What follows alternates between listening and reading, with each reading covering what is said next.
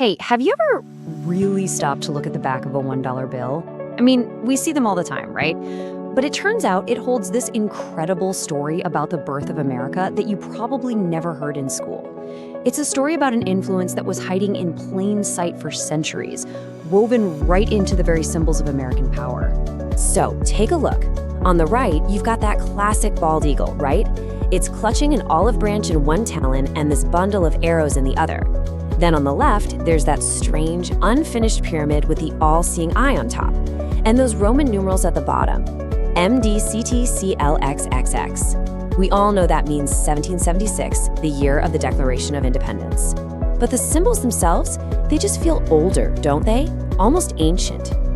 And that brings up a really fascinating question. When the founders were creating this brand new nation from scratch, where did they get their inspiration? I'm not just talking about the symbols, but for the actual nuts and bolts structure of their government.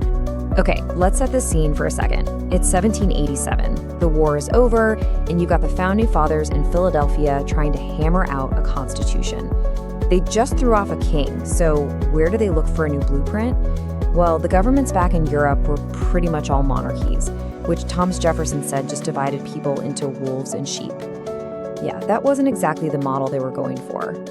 Now, we all know the big American dates, 1776 and 1787. But check this out. There's another date that's super important here, 1142 CE. That's more than 600 years before the Declaration of Independence. So what happened way back then? Well, a powerful, functioning, representative democracy was formed, right here in America. So what this means is that the founders didn't have to reinvent the wheel, and they didn't have to look across the Atlantic for all their ideas.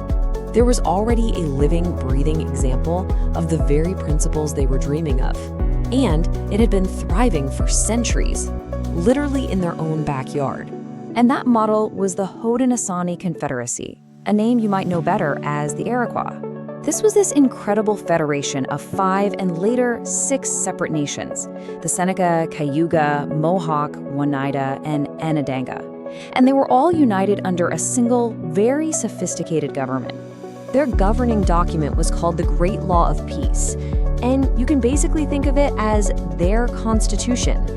It laid out a whole system of governance that was honestly centuries ahead of its time, all built on ideas like individual freedom, checks and balances, and representative rule. And when you look at the principles in the Great Law, it's pretty mind-blowing. It said that leaders were servants of the people, not their masters, and get this, they could be impeached if they messed up. It guaranteed core freedoms like speech and religion. It even forbade anyone from just entering your home without permission. Sound familiar?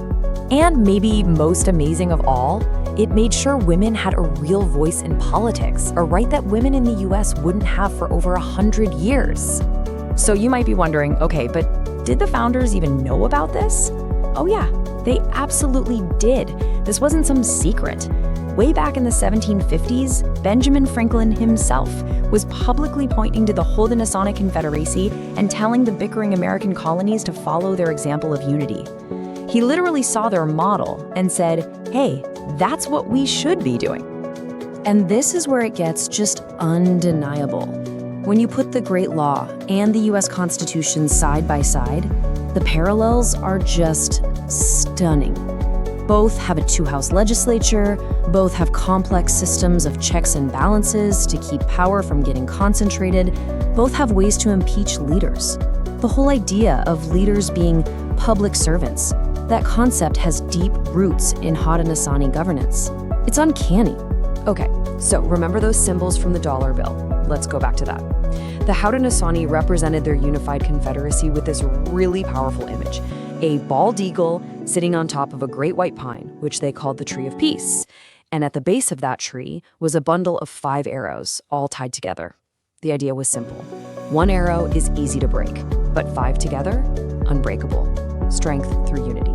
And here it is, the Great Seal of the United States, a bald eagle. And what's it holding in its talon? A bundle of 13 arrows, 1 for each of the 13 original colonies. The symbolism is almost identical. That is not a coincidence, my friends. That is a direct echo.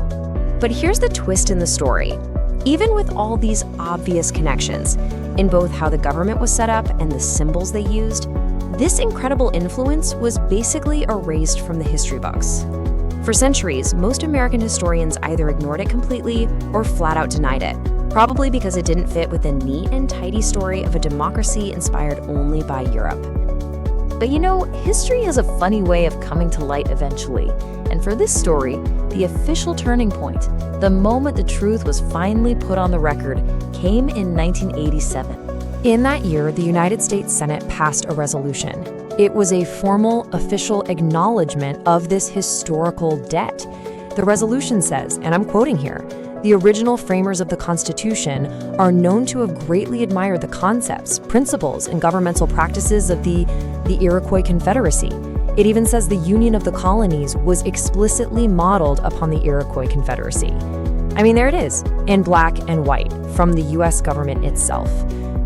So the next time you look at a dollar bill, you'll see a lot more than just an eagle and a pyramid. You'll see this hidden tribute to a democracy that was thriving for centuries and helped shape the United States. And it just leaves you with this one big thought. What other parts of our history, our symbols, and our identity are just hiding in plain sight, waiting for us to see them?